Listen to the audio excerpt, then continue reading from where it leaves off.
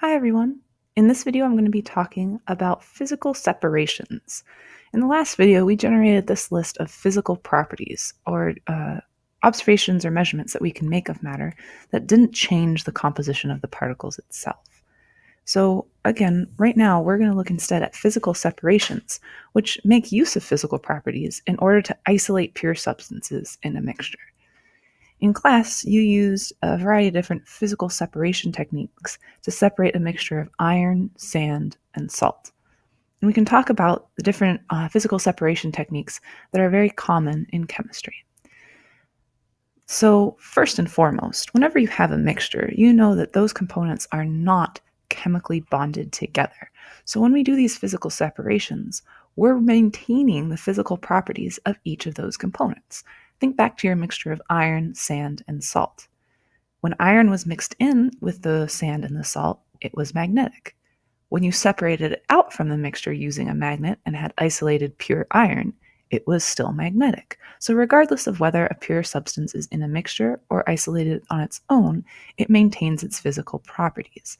So when we make use of these techniques, we're just using those physical properties to our advantage in order to get things on their own instead of being part of a mixture.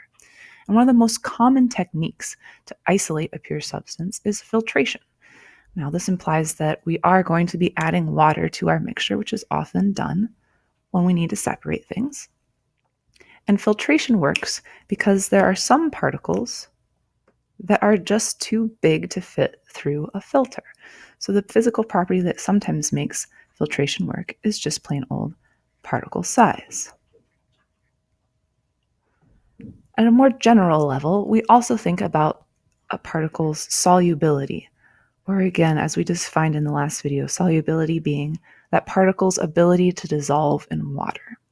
So if that particle dissolves in water, it's going to pass through a filter just like water would. Think about salt. It was soluble and it was small, so it passed straight through our filter, whereas sand was not soluble and was a bigger particle and stayed stuck on the filter paper alone. If we really think about this solubility component, only mixtures that are heterogeneous can be separated by filtration. If we have a solid that remains undissolved, that's going to get caught on our filter. If everything dissolves and we have a homogeneous mixture, nothing is going to get left on our filter paper if we try and run it through a filter. There are two other techniques that are really important to know for reagents chemistry, and those are distillation and chromatography. And luckily, both of these techniques work very well for the separation of homogeneous mixtures. So we've got filtration as a go-to for our heterogeneous. Homogeneous, we often have to turn to either distillation or chromatography to isolate components.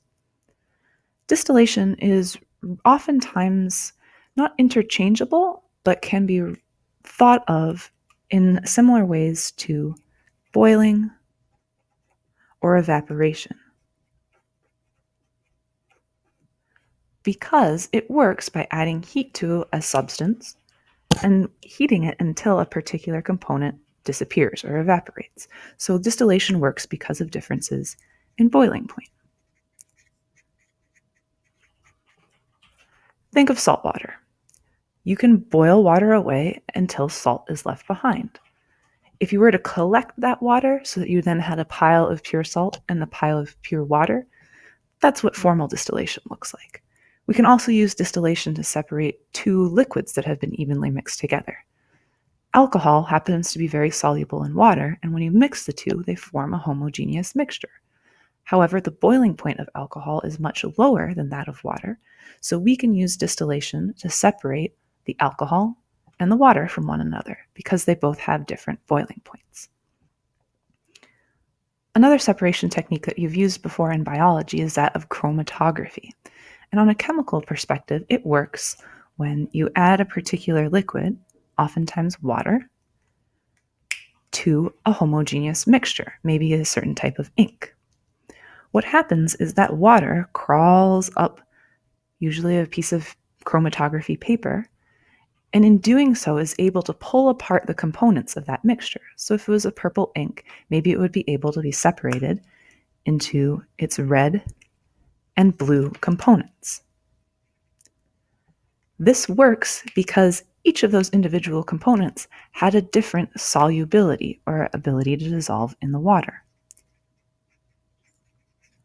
The blue in this instance, if this really was what happened, must have been very, very soluble in water because it was able to travel much farther with the water than the red ink was.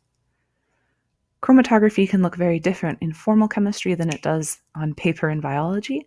However, the concept is still the same, that we're using differences in the ability to dissolve to separate the components of a mixture.